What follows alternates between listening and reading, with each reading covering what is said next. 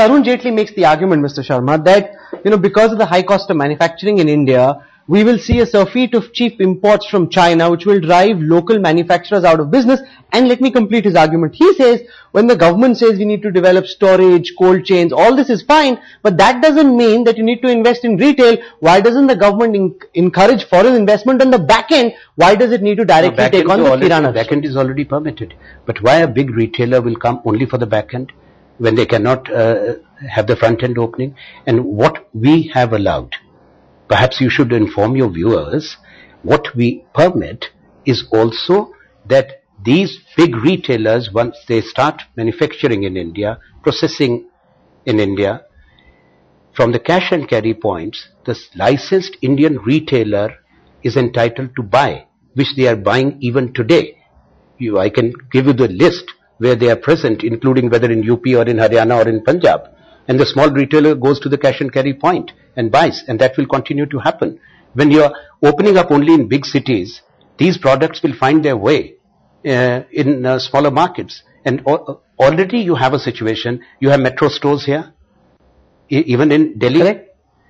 Small retailers goes and buys from there and sells in his or her shop. Same is happening, you have metro stores in Bengal or not? You have Walmart stores, whole cash and carry in UP or not? Elsewhere in the country, this is happening. So where are they trying to create a scare scenario? No, because the BJP says this was done under international pressure because Walmart has so much money. Well, there is a lot of pressure on the Prime Minister to deliver. Let me give them the straight answer then. Under whose pressure were they going to allow 100% without any condition? During the consultation process, BJP ruled states in writing asked for it. That's Himachal, as well as Gujarat. Punjab asked for it in writing. And when the NDA government was there, they were ready.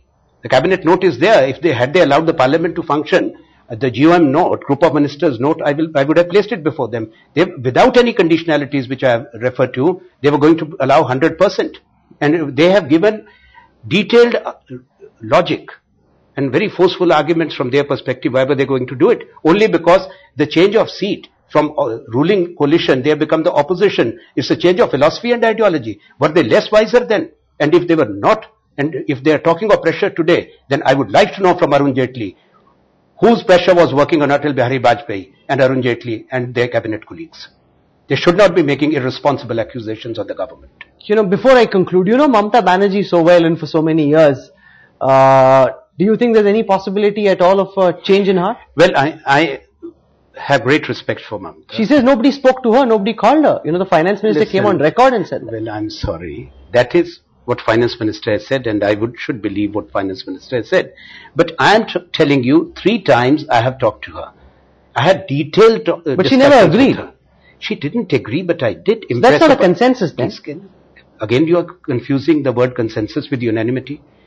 If out of 276 members in the UPA coalition, if 250 are for it, what shall you say, it is consensus or not? Otherwise, if I have to wait for the final number and bring Prakash Karat on board and all, have you heard of any country in the world on any policy issue when an elected government has taken a decision and that has been unanimous?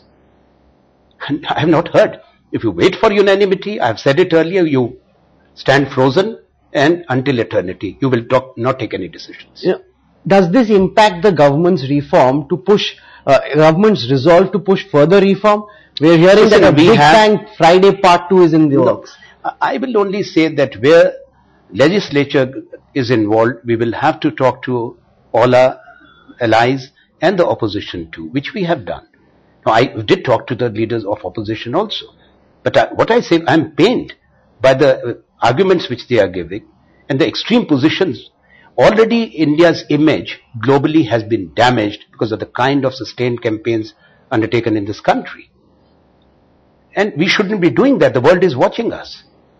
Tomorrow, if we have to go by what opposition is doing, I would like to ask, if this Bharat Bandh, so-called Bharat Bandh, which is forced, the kind of hooliganism which has gone in, if the Bharat Bandh can actually bring down the global petroleum prices, then you should endorse it.